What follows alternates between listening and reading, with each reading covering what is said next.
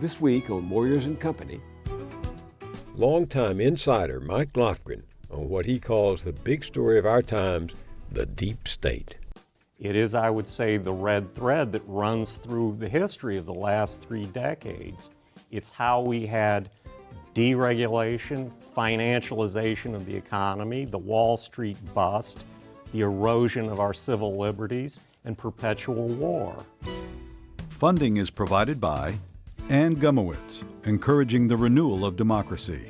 Carnegie Corporation of New York, celebrating 100 years of philanthropy and committed to doing real and permanent good in the world.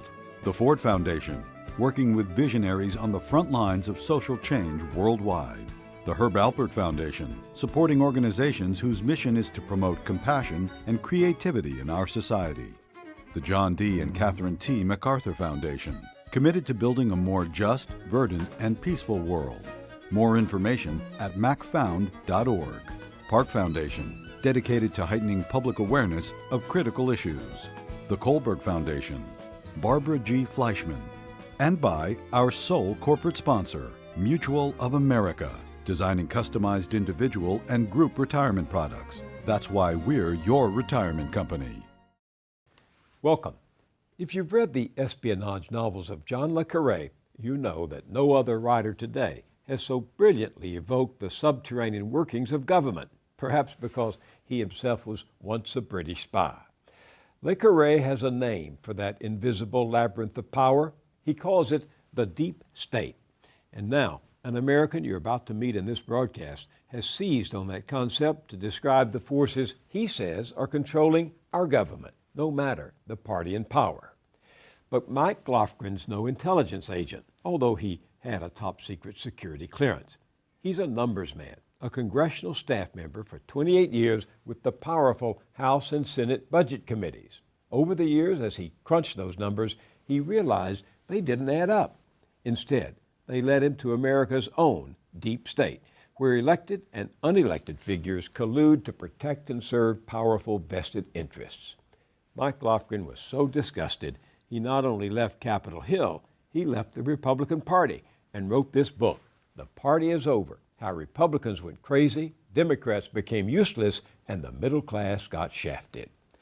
Now, at our request and exclusively for BillMoyers.com, he has written Anatomy of the Deep State. You'll want to read it as soon as we finish this conversation. Mike Lofgren, welcome. Good to be here again, Bill. This is a difficult subject to talk about. It would be easier if it were a conspiracy you're describing, but that's not the case, is it? No, I'm not a conspiracy theorist. This is not some cabal that was hatched in the dark of night. This is something that hides in plain sight. It's something we know about, but we can't connect the dots, or most people don't connect the dots. It's kind of a natural evolution when so much money and political control is at stake in the most powerful country in the world. This has evolved over time. And you call it the real power in the country. Correct. It is a hybrid of corporate America and the national security state. Everyone knows what the military-industrial complex is, since Eisenhower talked about it in his farewell address. We must guard against the acquisition of unwarranted influence, whether sought or unsought, by the military-industrial complex. The potential for the disastrous rise of misplaced power exists and will persist. We must never let the weight of this combination endanger our liberties or democratic processes. Everyone knows Wall Street and its depredations. Everyone knows how corporate America acts. They're both about the same thing. They're both about money, sucking as much money out of the country as they can, and they're about control, corporate control and political control. You said this, in your judgment, is the big story of our time. It is the big story of our time. It is, I would say, the red thread that runs through the history of the last 3 decades. It's how we had deregulation, financialization of the economy, the Wall Street bust, the erosion of our civil liberties, and perpetual war. You write, That the secret and unaccountable deep state floats freely above the gridlock between both ends of Pennsylvania Avenue is the paradox of American government in the 21st century. Well, that's just the thing. The common narrative of the last 5 years, and on a superficial level it's right, is that government is broken, it's dysfunctional, it's gridlocked. Well, that's true, and that is the visible government, the constitutional government we learn about in Civics 101, and it is gridlocked. But somehow Obama can go into Libya, he can assassinate U.S. citizens, he can collect all our phone records without a by your leave from anyone. He can even bring down a jet carrying a president of a sovereign country without asking anyone's permission, and no one seems to connect the two. The failure of our visible constitutional state and this other government that operates according to no constitutional rules or any constraint by the governed. You go on to say, though, that it's not just the executive branch that is the heart of this, that it's just one of the several constituencies that make up what you call the deep state. Well, it's all the national security functions of the government. It's the Pentagon, it's Homeland Security, it's the State Department. It's also Treasury because they have a kind of symbiotic relationship with Wall Street. For one thing, they control the flow of money. Absolutely. And that's why there's such a flow not only of money but of personnel between Wall Street and the Treasury Department. There's other aspects of government. There's a portion of the judiciary, a small portion of the judiciary, the so-called Foreign Intelligence Surveillance Courts. Most of Congress doesn't even know how they operate. Talk a little bit more about the nexus, the connection between the national security state and Wall Street, because this is a theme that runs through your essay. Do you know that about 30 blocks north of here, there is a restaurant that will sell you a truffle for $95,000? Also in New York, Christie's sold at auction a painting by Francis Bacon for $142 million. Now, a parallel situation with the national security state, the NSA spent $1.7 billion to build a facility in Utah that will collect 1 yottabyte of information. That's as much information as has ever been written in the history of the world. It costs $400 by the time the Pentagon finishes paying contractors to haul 1 gallon of gasoline into Afghanistan. That's a real extravagant amount of money. In both cases of the national security state and the corporate state, they are sucking money out of the economy as our infrastructure collapses.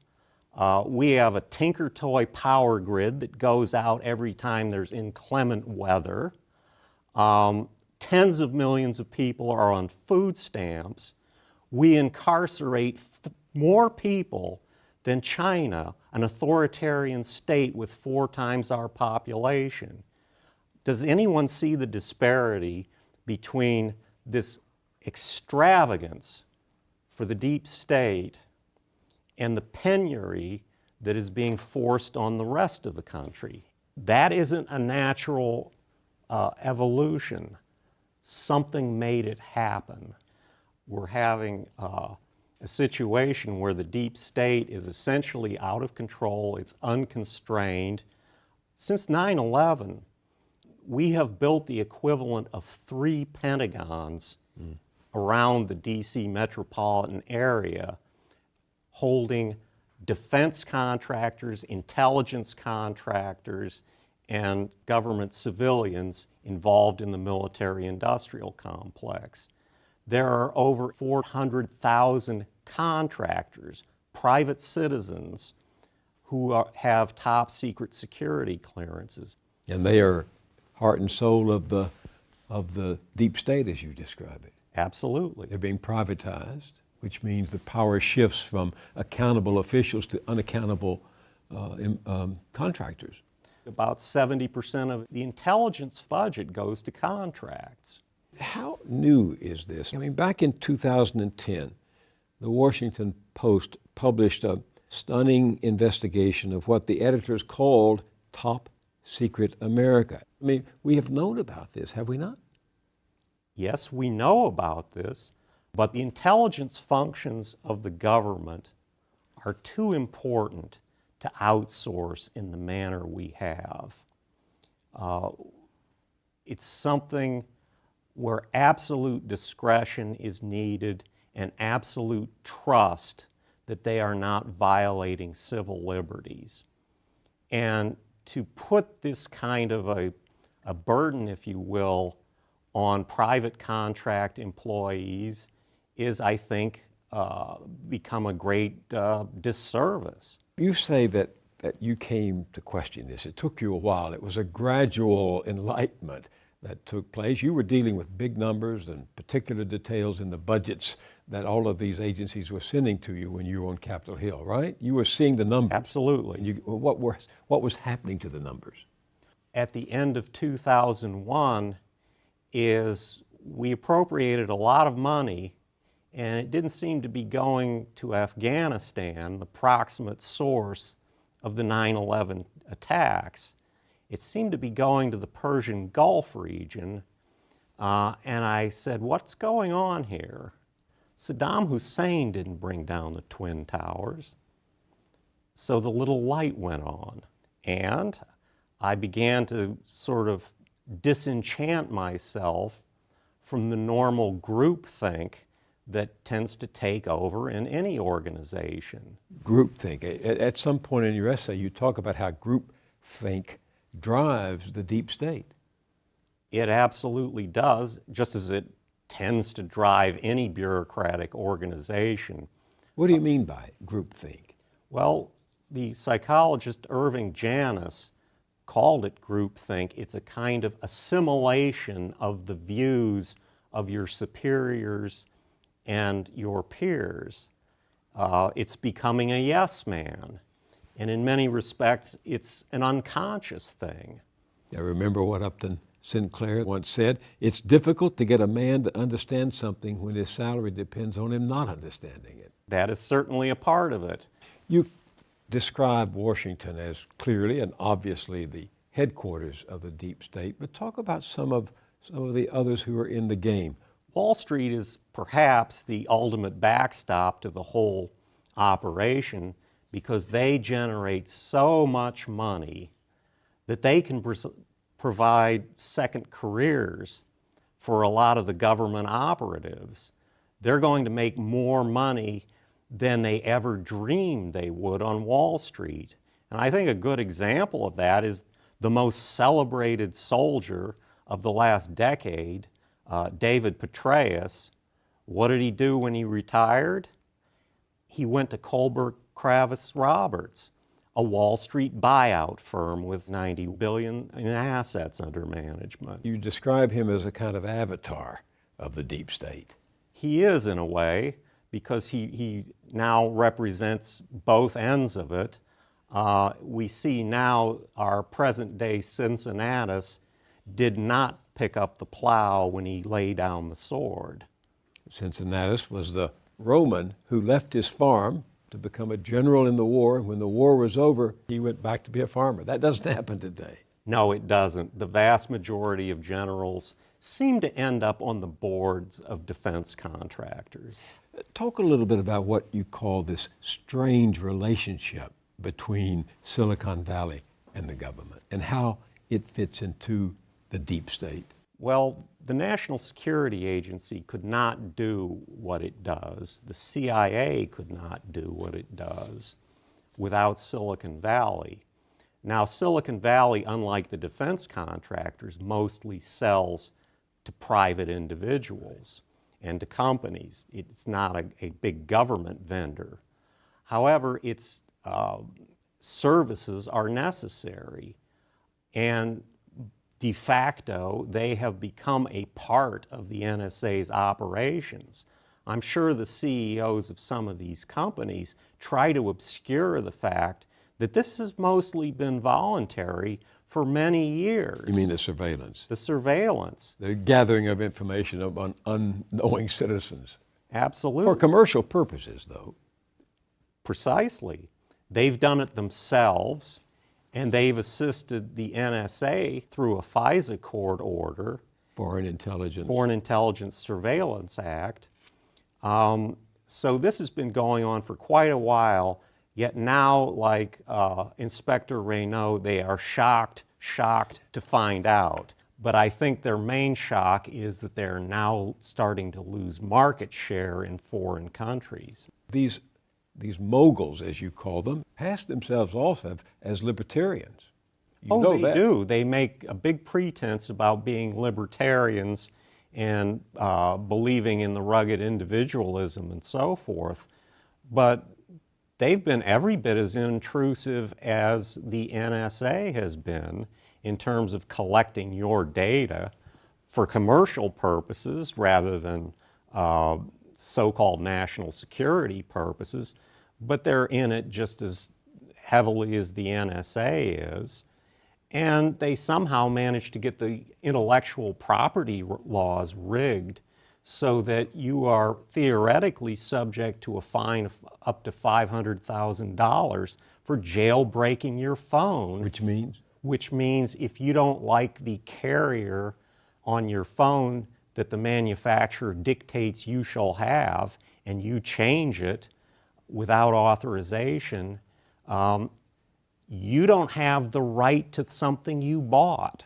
Could this symbiotic and actual relationship between Silicon Valley and the government, reflecting the deep state, explain the indulgence Washington has shown Silicon Valley on matters of intellectual property? Absolutely. People no longer necessarily own their property that they buy if they're buying it from Silicon Valley. They simply have a kind of lease on it. If, as you write, the ideology of the deep state is not Democrat or Republican, not left or right, what is it? It's an ideology. I just don't think we've named it. It's a kind of corporatism. Now, the actors in this drama tend to steer clear of social issues. They pretend to be merely neutral servants of the state, giving the best advice possible on national security or financial matters. But they hold a very deep ideology of the Washington consensus at home, which is deregulation, outsourcing, deindustrialization, and financialization. And they believe in American exceptionalism abroad, which is boots on the ground everywhere. It's our right to meddle everywhere in the world, and the result of that is perpetual war. You say it is shadowy and more ill-defined. More ill-defined than what? It's more ill-defined than simply saying Wall Street or saying the military-industrial complex or saying Silicon Valley or the corporations. It's a symbiosis of all of the above. Here's your summing up. Quote, as long as appropriations bills get passed on time, promotion lists get confirmed, black or secret budgets get rubber stamped, special tax subsidies for certain corporations are approved without controversy, as long as too many awkward questions are not asked, the gears of the hybrid state will mesh noiselessly. Is that the ideology? That is a government within a government that operates off the visible government and it operates off the taxpayers, but it doesn't seem to be constrained in a constitutional sense by the government. Is there a solution to the way the system works now? I think we're starting to see some discord in the ideology of the factions that make up the deep state. We're seeing Silicon Valley jump ship. They are starting to protest against the NSA. We're seeing the Tea Party bailing out against the deep state. They may be wrong on many economic issues, but I don't think they're necessarily wrong on this one. So the public could be growing wise? I think they are. There's a much more vivid debate going on in the country about surveillance ever since the revelations by Edward Snowden. Mike Lofgren, thank you very much for being with me. It's good to be here, Bill.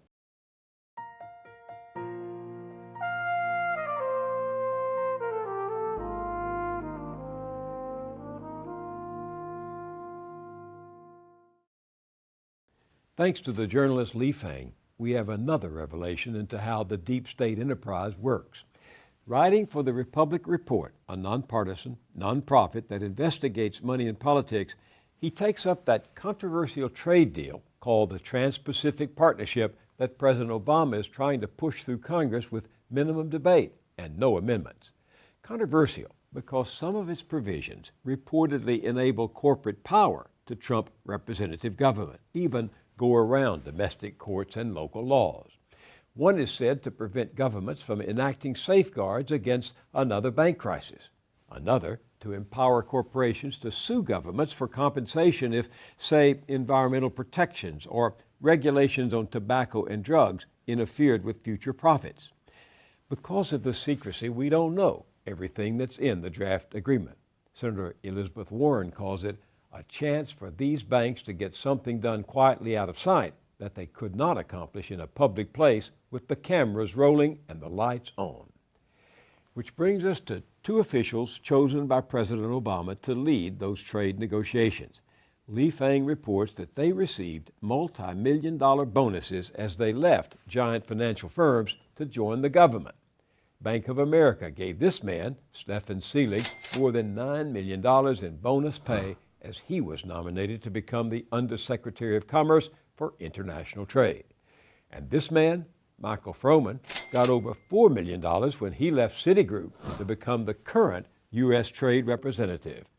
Now, both are no doubt honorable men. They are all honorable men.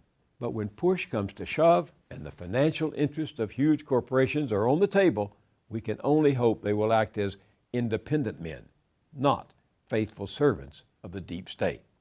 But given the secrecy, we may never know. According to Lee Fang, many large corporations with a strong incentive to influence public policy give executives bonuses and other incentive pay if they take jobs within the government. Among them, Goldman Sachs, Morgan Stanley, J.P. Morgan Chase, the Blackstone Group, Fannie Mae, Northern Trust. Citigroup even provides an executive contract that awards additional retirement pay upon leaving to take a full-time, high-level position with the U.S. government or regulatory body. I'm not making this up. You get a bigger incentive if you leave Wall Street to go regulate Wall Street. So it is the fox is groomed for the chicken coop, and the deep state grows fat on its prey.